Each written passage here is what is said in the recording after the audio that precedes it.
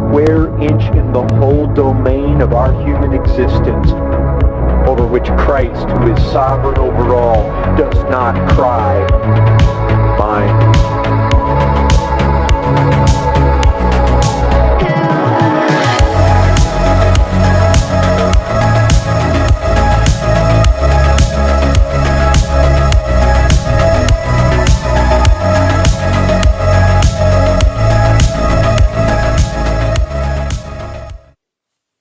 Ladies and gentlemen, welcome to Politica Christiana. I am your host, still C.G. Billiot. This show is brought to you by The Battle and the Bride blog, sponsored by Mount Athos Performance and Squirrely Joe's Coffee.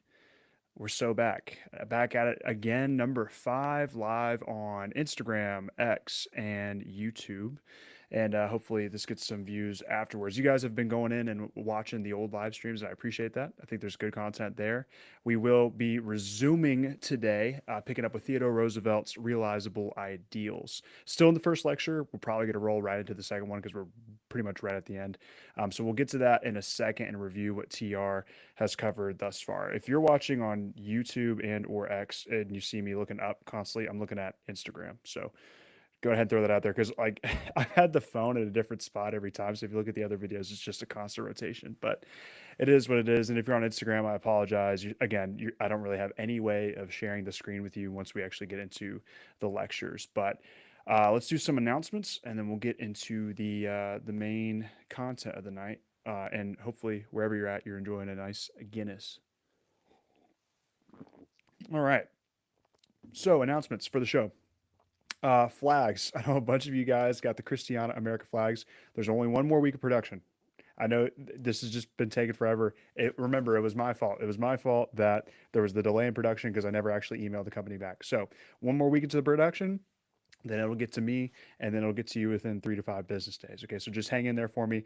We have 8 left. So if you want one of the Christiana America flags, which is just an American flag with the Jerusalem cross, instead of the 50 stars for the Union, let me know. DM me on Instagram or X, and maybe even YouTube. If we ever have anybody actually watch our YouTube channel, please let me know on there. But we got a bunch of folks hopping in. Very, very glad to have you. It's going to be a good one. Other announcements, as always, you can check out our merch on Bonfire and or Printify via the link that's on our X and or Instagram. Episodes coming up. So the fact of the matter is, I don't know if you guys saw the news. We had mentioned it even before. We were supposed to do an episode with North Dakota State Rep Nico Rios discussing the Christ is King resolution that was brought forth in the state of North Dakota. It didn't go through, and he's a very busy man. So we will not get the chance to interview him.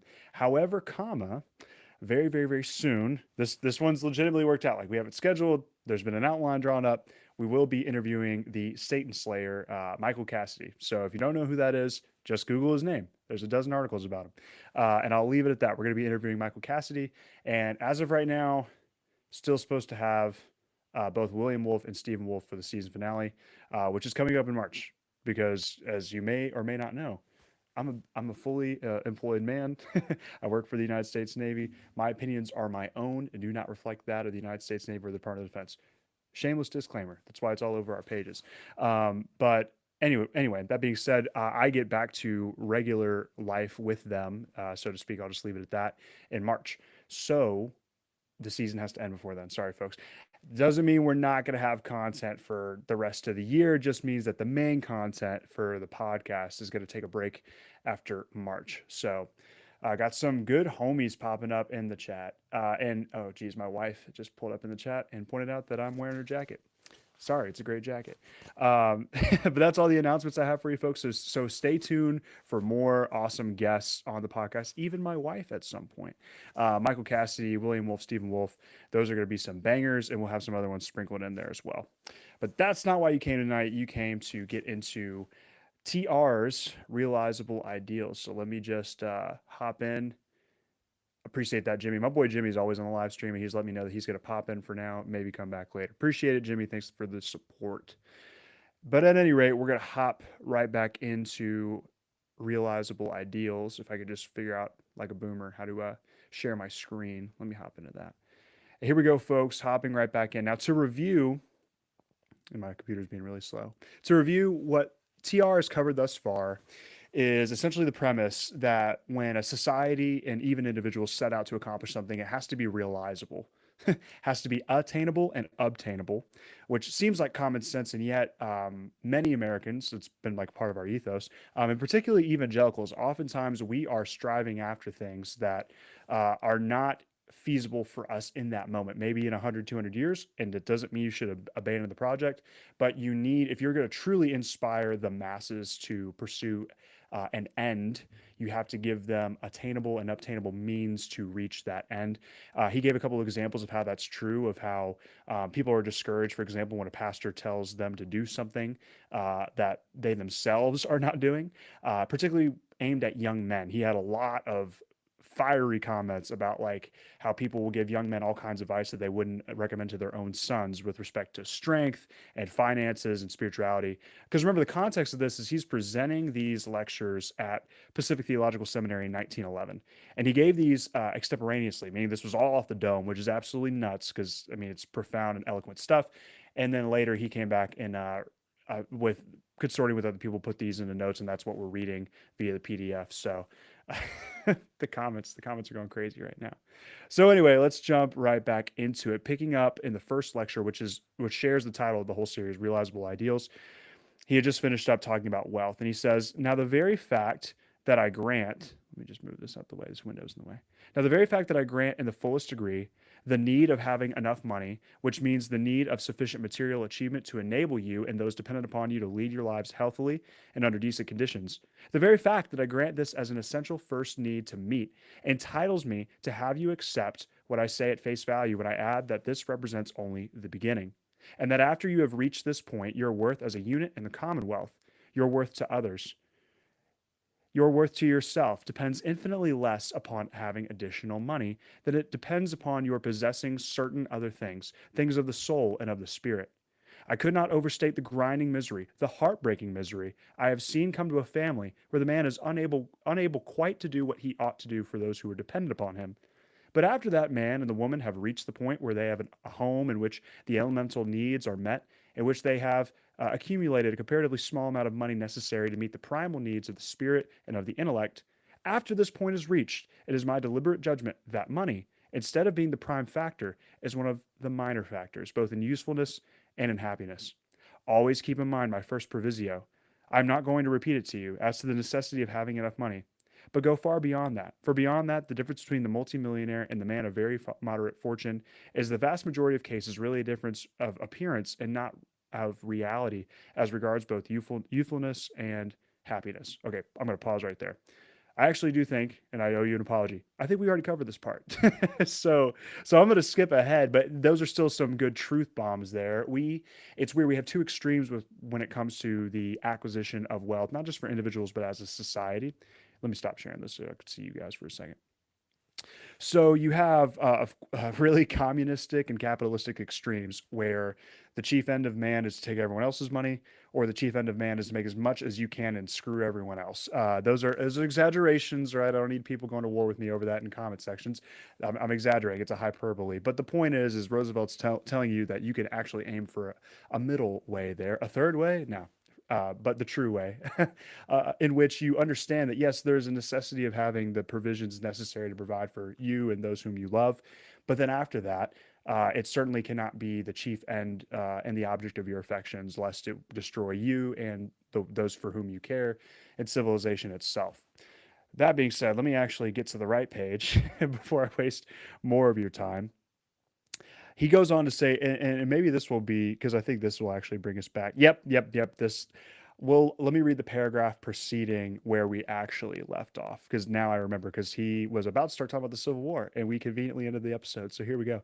Let me read the paragraph that goes into that. We'll just dive right into what he had to say about the Civil War.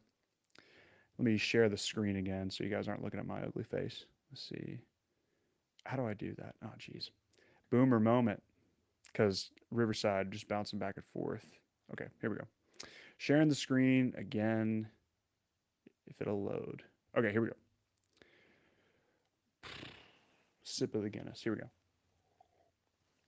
When America's history is written, When the history of the last century in America is written 100 years hence, the name of no multimillionaire who is nothing but a multimillionaire will appear in the history, unless it is in those some footnote to illustrate some queer vagary or extravagance. The men who will loom large in our history are those of real achievement, of the kind that counts.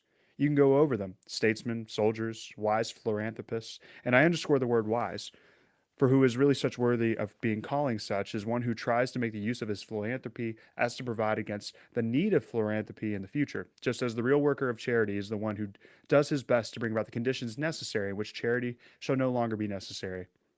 The statesman, the writer, the man of science, of letters, and of art, these are the men who will leave their mark on history. Take notes, anon. That's what we should strive for, boys. But anyway, so here's actually where we should have picked up tonight. Here we go. When you look back and think of the Civil War, what lives of those who lived would you, if you had the chance, like yourselves, to have lived? Not the lives of the sordid souls who stayed at home and made money out of the Civil War, not even the lives of those men who were not sordid, who acted honorably in the private business at home, but who did not have the opportunity and privilege to go to the front. The lives that you respect, the lives that you wish your fathers or forefathers to have led, are those men who, in the time of the nation's trial, each endeavored to render all the service they could possibly be rendered to the nation. Those are the men of the past to whose memory we look up, of whose fame we as Americans are jealous, whose good deeds we would like to emulate. Now, that is our attitude towards the past. I ask that we make it also our attitude in the present. Ooh, that's a bar. I wish it distinctly to be understood that I have not the smallest prejudice against multimillionaires. I like them, but I always feel this way when I meet one of them. You have made millions. Good.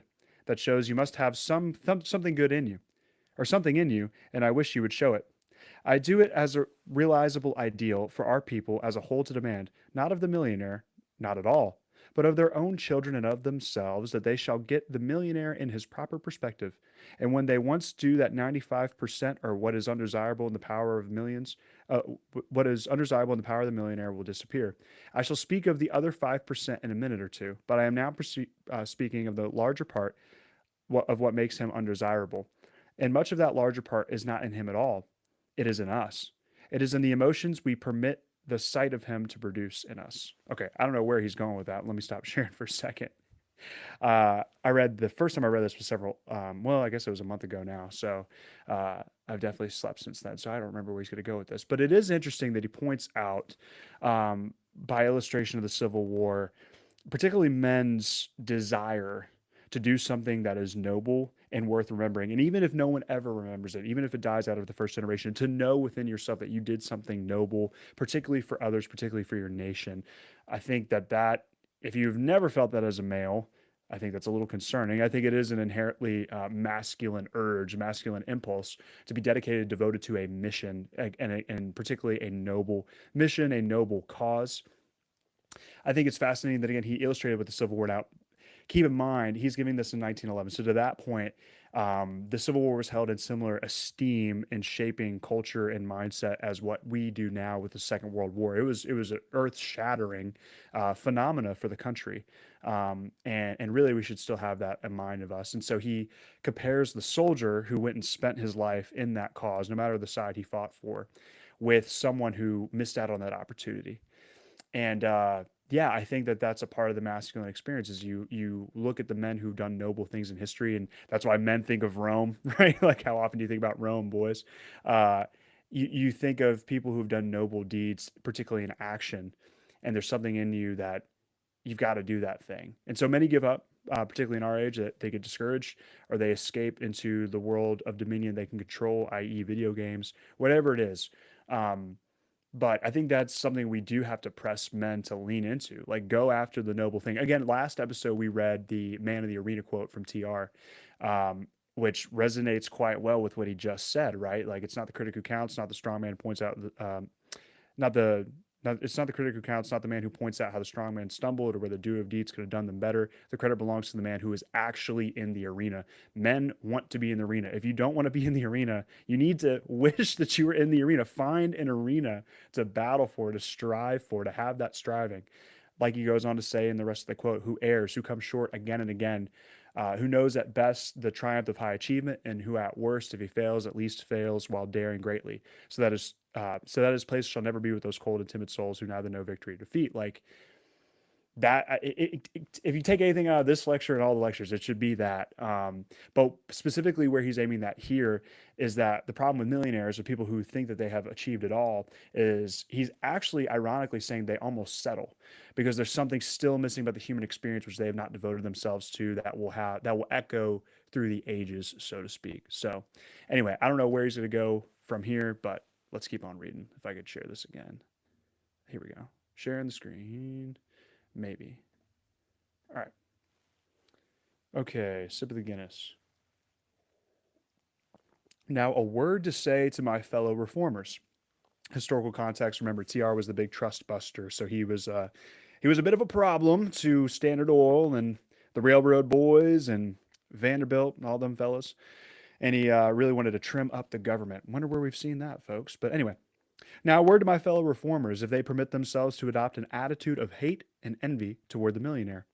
They are just about as badly off as they adopt an attitude of mean subservience to him. It is just as much a confession of inferiority to feel mean hatred and defiance of a man as it is to feel a mean desire to please him overmuch. In each case, it means that the man having the emotions is not confident in himself, that he lacks self confidence, self reliance, that he does not stand on his own feet. And therefore, in each case, it is an admission that the man is not as good as the man whom he hates and envies, or before whom he truckles. I don't even know what truckles means, but what a phrase, what a time. So that I shall preach as an ideal neither to truckle nor to hate the man of mere wealth, because if you do either, you admit your inferiority in reference to him. And if you admit that you are inferior as compared to him, you are no good American. You have no good place in the Republic.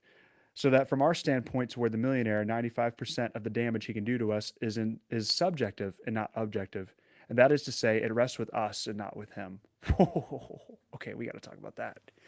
That is a fascinating point. Common Roosevelt W on that, because that's a really, man, we really need to lean into that, right? Because I think in one way or another, whether you were raised with your American education to lean towards a socialistic framing of, at the end of the day, envying those who have more than you and wishing it be forcibly distributed to others, whether that's your perspective or whether it's perhaps more of a neoconservative Reaganite perspective of it's like, well, we want to reward the rich, but at the end of the day, there's still almost like an unsaid desire that, well, if we could just make everyone rich, then that would be so much better. And that's why we need a free market. So everybody absolutely has the opportunity to do so. And to question otherwise is un-American. It's like, well, that might be another extreme. But we shouldn't detest people again. And this was something that came up earlier last episode too. We shouldn't detest people for merely having more than we. There's a sense in which I have no problem with a guy like Bezos or Musk, who they're the richest men on the planet. They had to do something to earn that. Now, if they earned such wealth by unethical and namely unbiblical in unbiblical ways, well, then that's a different category of criticism. And if still they are making their wealth in unethical and unbiblical ways, again, that is a different standard of criticism for which you actually have grounds to criticize that man. And this is something that Roosevelt alludes to here, but speaks to specifically in other places too. But in order to be good Americans, virtuous people, which is really what he's intending to mean by that, that is not what steers us. You cannot be steered by that. If you're being steered by that, then there's a part of the American spirit you're missing out on. That is our own individual industriousness, if you would say, industrial nature, not in the mechanical sense that is less than human, but in the totality of what it means to be a human in community, working together towards the common ends of the Commonwealth. And this is something that, again, he's alluded to here. So let's keep on reading. It does this every time. And every time it does it, I'll take a sip of my Guinness. All right, sharing the screen again. There remains the 5% of harm that he can do us for which we are not responsible. Up to this point, I've been preaching to us about him. Now I want to say a word or two to him, to the man of great wealth.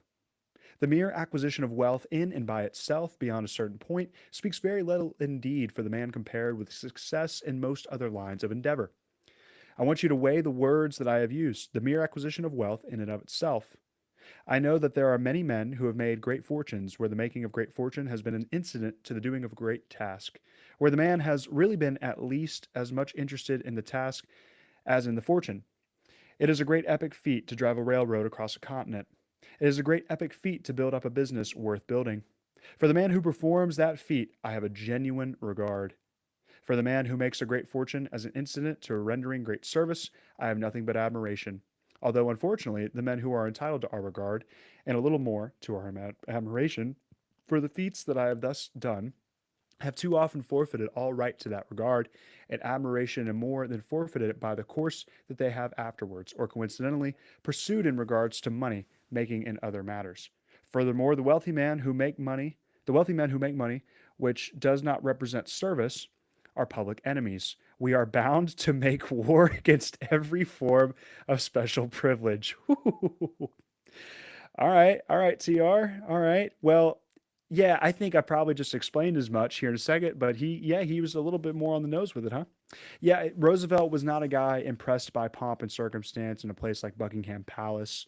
He was more impressed of the self-made man. It definitely appears, particularly the self-made man who did service to his kinsmen and countrymen. So, anyway, here we go. We have now definitely accepted axiomatic the fact that in this country we have to control the use of enormous aggregations of wealth in business. But no great industrial chief should be content to do only so much as is necessary to keep within the law. He may be law honest and yet be a sinister enemy of the commonwealth. This is really interesting, folks. Let's keep reading this. One great realizable ideal for our people is to discourage mere law honesty. It is necessary to have good laws and to have them well enforced, but the best laws and the most rigid enforcement will not by themselves produce a really healthy type of morals in the community. In addition to the law and its enforcement, we must have the public opinion which frowns upon the man who violates the spirit of the law, even although he keeps within the letter. I cannot tell you any one way in which that feeling can be made to carry weight. I think it must find its expression in a dozen different ways. Later in one of these lectures, I shall discuss the organs of public opinion and public expression, the press and the magazines.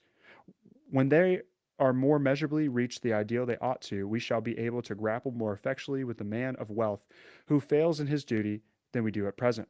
But without waiting for that day, we shall strive to create the community the sense of proportion which will make us respect the decent man who does well and condemn the man who does not act decently and who does wrong. Okay, wow, all right. Okay, let's talk about that. And again, this is fascinating because the backdrop, he's giving this lecture at a seminary. So there is an essence of Christianity, which I mean, the Sermon on the Mount, Christ comes down and said, "You have heard it said, or you have read in the law, but I say unto you." And what Christ was aiming at there was a much more than perspective with respect to the law of not just seeking to do that which was written, but obeying the spirit and true implication of the law. That is a thoroughly Christ-pilled principle that TR basically just illustrated in this lecture with respect to those who have wealth and the management of business. And so what does this look like? What is he really aiming at? Remember, you're talking about a time in which workers' conditions in the newly industrialized America were awful. Just read the book The Jungle, right? I believe that's what it was, about the meatpacking industry and how workers regularly saw their own coworkers' fingers or hands grinded in machines that then got put into the meat, and then the meat's being sent all over the country, and it's like, wow, maybe that's not good. And so then you had regulations kind of in the industrial world of America, but clearly not enough, and not enough for these employers to do, quote, the spirit of the law. That's a small example, but where you see this in the positive, because it's easy to point out the negatives, and trust me, there's plenty, especially from this era and especially today, where you see companies or even government agencies doing the bare minimum so they can get the check mark on the inspection, but in reality, not actually caring for their people. Because at the end of the day, organizations are collections of people, and people are not merely individuals, really they're families. So how do we treat families in the workplace? Oftentimes it's just the mere letter of the law, not the spirit of the law. We don't really actually have people's best interests in mind, especially not in relation to the best interests of a company or a corporation, organization, association, etc. But where you see this completely put on its head is with this neat little company here, huh? The old Guinness family. Literally can't recommend it enough. You need to read the book The Search for God in Guinness from Stephen Mansfield. It's absolutely wonderful. One of the best books I ever read. I couldn't put it down. And it covers, of course, as the name implies, the history of the Guinness family and Guinness beer.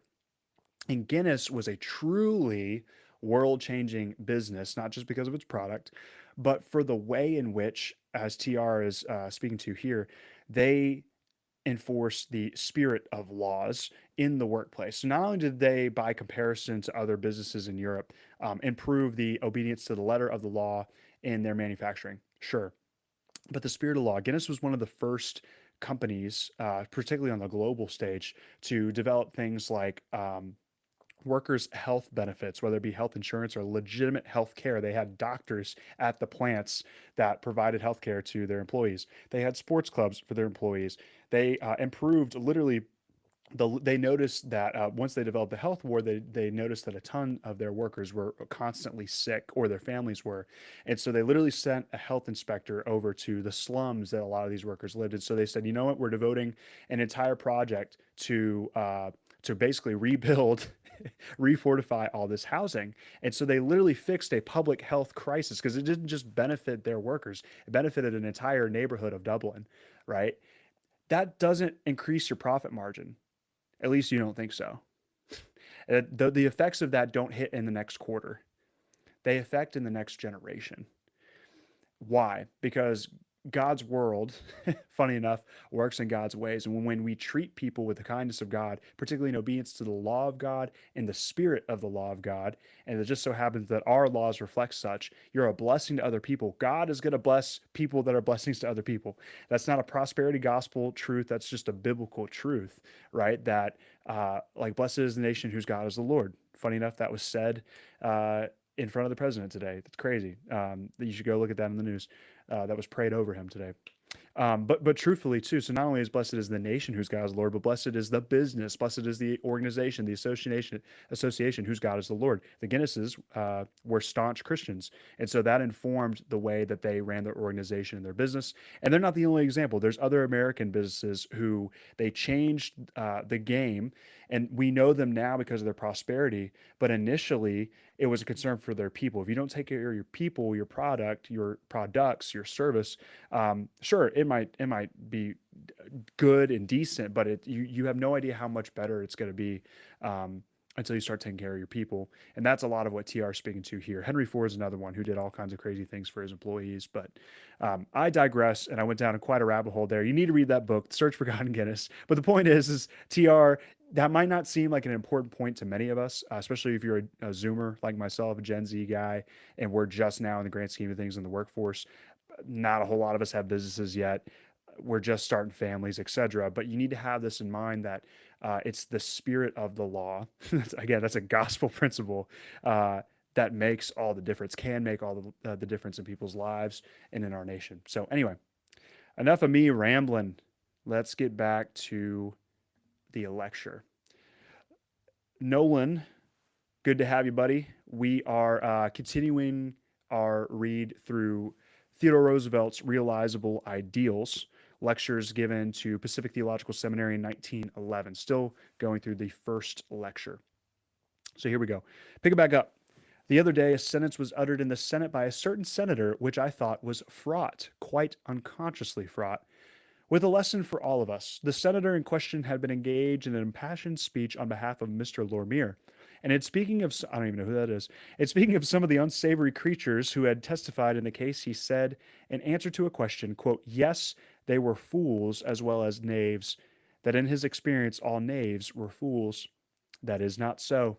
This senator was giving expression to a very unhealthy attitude of the public mind, the tendency to treat as a knave only the foolish knave, and to pardon the wise knave who managed to succeed his villainy. We shall never come near realizing the very realizable ideal of honesty in business and public life until we make it evident that the scoundrel whom we hate most is not the scoundrel who fails, but the scoundrel who succeeds. The scoundrel who fails is condemned by everyone and is laughed at by his fellow knaves. It is the scoundrel who wins that is a menace to the republic and the menace of this great commonwealth of ours. Let us so shape our laws as to make it difficult for the scoundrel to succeed, and give us at least a reasonable chance of punishing him after he succeeds. Oh, dude. Okay. I also forgot there was a whole nother tangent I was going to go on, but that not only one reminded me of what I was going to say, but two, that is so based. That is so based. Again, Christian nationalism 101. Like, you go read all of the reformers, literally from any tradition, virtually, even the friggin' Methodists. A very common Christian principle, because it's literally Romans 13, is that righteous rulers, whether they're pagan or Christian, they reward the righteous and they punish the wicked, no matter their state of wealth or background, etc. And TR is hitting that on the head right here, right? Where I love this quote. He says, until we make it evident that the scoundrel whom we hate the most is not the scoundrel who fails, but the scoundrel who succeeds. The scoundrel who fails is condemned by everyone and is laughed at by his fellow knaves. It is the scoundrel who wins that is a menace to this republic, the menace to this commonwealth of ours. Let us so make our laws as to make it difficult for the scoundrel to succeed, and give him the least reasonable chance of, and give us at least a reasonable chance of punishing him after he succeeds. We're seeing a lot of that right now. A lot of receipts are being pulled in government. We're finding out what all the scoundrels were up to. And so that's not enough. We need justice. I hope that in those cases and all across the country where there's corruption, we don't just identify the scoundrels. We actually punish them.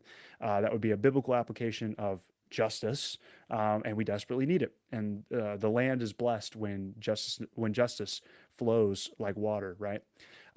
So I love that. I love that he pointed that out. But the other thing that I forgot to mention earlier, that's totally worth mentioning here, is, oh, geez, I'm going to blank on it again. Oh, he's basically saying that again. So the whole discussion of the spirit of the law and enforcing the spirit of law, he rooted in the fact that laws are not enough to change human hearts. Again, another gospel pilled analysis provided and alluded to by TR, but it's reality even in politics, that if we desire the best for our people, if politics is the art of living well together, then you have to understand that it's not just laws that are perfectly going to legislate and adjudicate that. That's actually one of the lies of modernity, is that if we just have enough laws, we can fix man. If we just have enough laws, we can fix society. It's like, no, because the nature of law is not such. The nature of justice is not such. And so, yes, you need laws to act like fences or boundary markers to set the perfect conditions for a garden of society to flourish, that it's protected and provided for in that way. But you also have to have unwritten laws, social customs, as Stephen Wolfe would argue in The Case for Christian Nationalism, that dictate a kind of prejudice. Now, prejudice, we have been taught, like Gen Z has been taught, that is a bad term. It just means racism. That's basically, or misogyny. That's what we've been told. You could say that those are improper forms of prejudice in various circumstances, but that's not what the definition of prejudice is. Prejudice is the automatic response to particular norms. So, like, I'm a father, right? I would be prejudiced against violent offenders against my kid. Like, I would automatically assume if someone is violently coming towards my child, that's not right, and I'm going to take care of that, right? So that's a form of prejudice. It's an automatic response to certain social conditions. And so the American people used to be prejudiced towards, or on behalf of, Christian norms, Christian principles, even from old Christendom, things like chivalry of, saying bless you after someone sneezes, or getting the door for a stranger, particularly a lady, ladies first. Like those were unwritten social customs that used to be expected.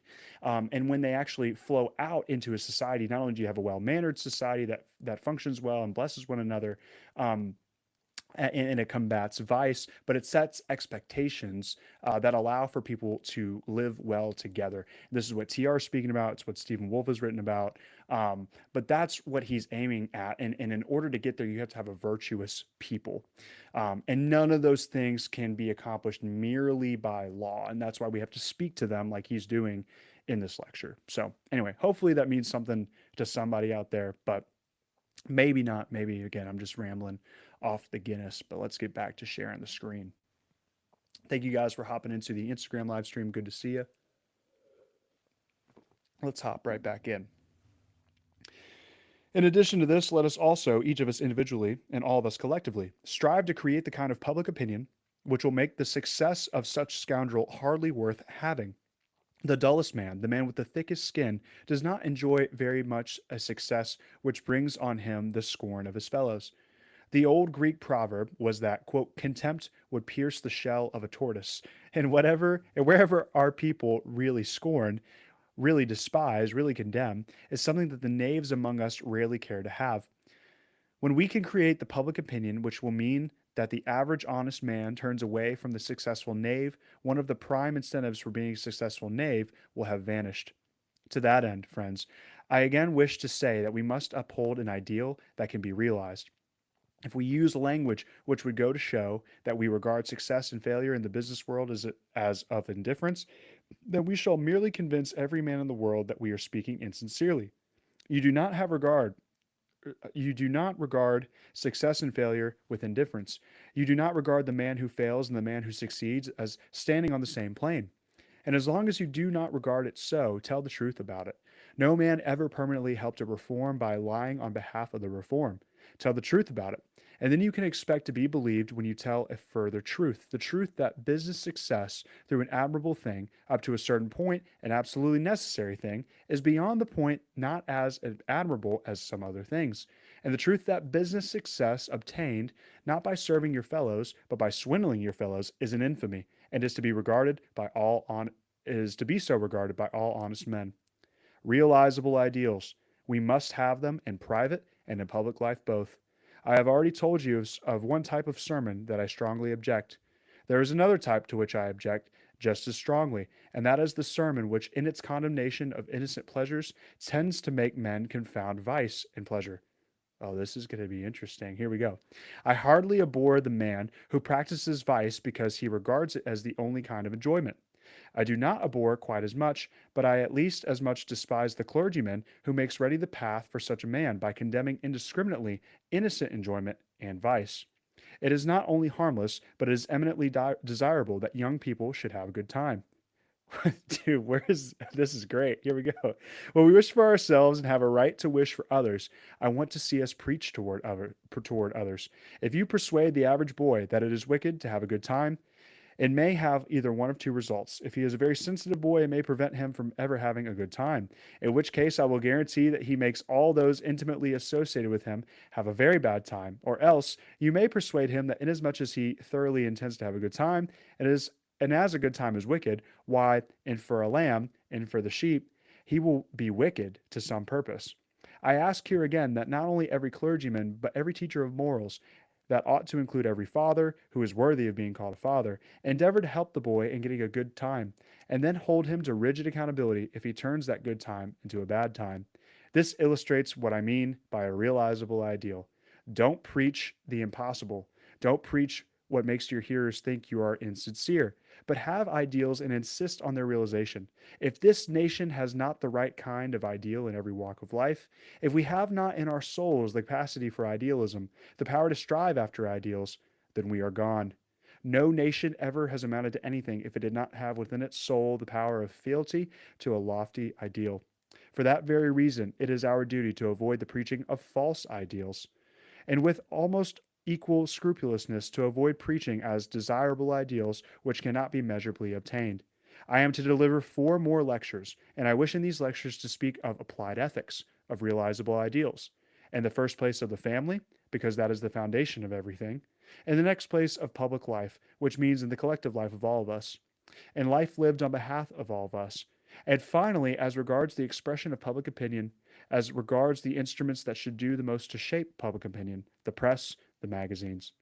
In each of those 4 lectures, I shall endeavor to show you why I believe we should change certain of the ideals we now have, and why I believe we should in every way, and above all, by the force of public opinion, insist that the realizable ideal be actually realized in practice. Wow. Well, there you have it, folks. That is the first lecture from President Theodore Roosevelt in his series titled Realizable Ideals.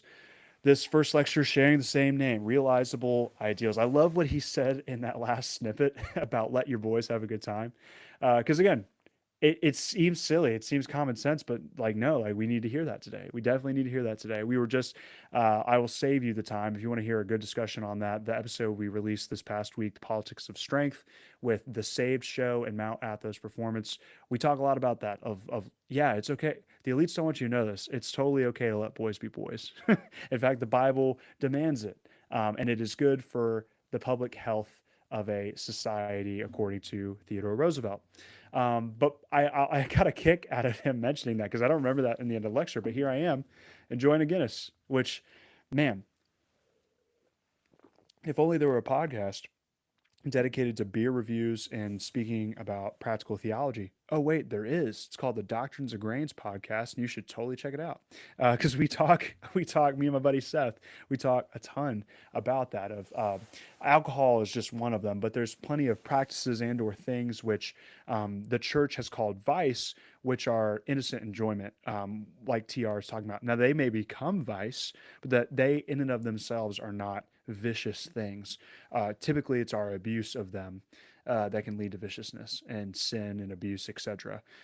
Like I said, alcohol is just one of them. Martin Luther has a great quote where he's like, "Well, the sun, moon, and stars have been worshipped. Does that mean that we should not look to the sun, moon, and stars?" He said, "Women have been worshipped and/or have resulted in many men's falling. Should we never love women again?" And beer, of course, it has made many men drunk, but does that mean we should never enjoy it ever again? It's a great quote. That's Martin Luther. If you're a Protestant, you got to deal with that. He's kind of our father, so to speak, our lesser father, of course, but nonetheless, there's no Protestantism without Martin Luther, just about. But anyway, I digress. I like how TR threw that in at the end there. But what he was speaking to as well, with respect to as a nation, we have to have realizable ideals to pursue if we are to really have an energy about us. If right now we haven't necessarily had that, we've been so divided. I think we're seeing the tremors of what could be a renewal towards realizable ideals. We're certainly seeing a surge in the executive, but it's going to take more than that. We need it in the populace and not just half of it. And so I don't know what that's going to take apart from reformation and revival, namely from the church, and see it spread outside the church. But we also have to be, again, realistic and understand that now God can do it. He could save all 330 million Americans or 340 million Americans now. Um, but if he doesn't, then we got to have a plan for how can Christians in particular lead a nation of not all Christians, basically, and still instill in them a spirit to pursue realizable ideals. And so I'm encouraged by TR's word in that that's the way in which we used to think. And I'm looking forward to what he's going to say in his last lecture on public opinion, on how the shaping of public opinion, how that should come about, and the role that has. I am looking forward to that. I will say that in between that, he's got a fantastic lecture on the family that is fantastic, and I'm pretty sure he does on the scripture on the Bible as well, if I remember correctly from reading this a month ago. But there's a lot there. A lot of people don't realize, like again, without Roosevelt, everyone when we think about the golden age of America, they think of the 1950s, where with one income you could not only pay off your home in a couple years, but your car, put your kids through college, go on vacations all the time, and retire. That era could not have come about without the legwork that TR did to really cement the American family in the earlier part of the 20th century, and with things that he inspired, like the maternalist movement that took over in the 19 teens and into the 1920s. It's truly a wild time. We've done posts about it before on our channel, or that is to say our Instagram, where things like the baby of the year of the child in 1918, and you had Baby Week in DC, where the country's greatest mother is awarded, and where all kinds of goods and services were provided to families. Like, yeah, that was America, believe it or not. We weren't just killing kids. and all kinds of programs. Those are the kinds of things you never hear about, and I hope you do through our channel. But they came about because of men like TR and his emphasis on the family. So you should look forward to that lecture. And then on the Bible, I do remember taking quite a few quotes, the post we did for him back on President's Day, quite a few quotes from the essay, or the lecture rather, he gave concerning the scriptures and their uses in our society. So you should look forward to that one as well. But I have gone on for too long now, and we're done early. I'm not going to start another lecture. We don't have to do this for an hour. So I'm not going to start another lecture now. And it does not appear that I even have anyone who would want to take. We could do questions now. I do have a couple people actually. This is the time for Q&A. If anyone wants to throw questions about what we just read or questions for the channel, please let me know. I can't monologue forever, so if you got questions, throw them up. It does not look like we're going to have questions, folks. So I thank you for your time. Hopefully you guys get something out of this. As always, you can find our content on Instagram, on YouTube, X, Spotify, and please always feel free to reach out or comment the kind of content you want to see. It is much appreciated. But until next time, this has been Politica Christiana. There is not a square inch in the whole domain of our human existence over which Christ, who is sovereign over all, does not cry, mine.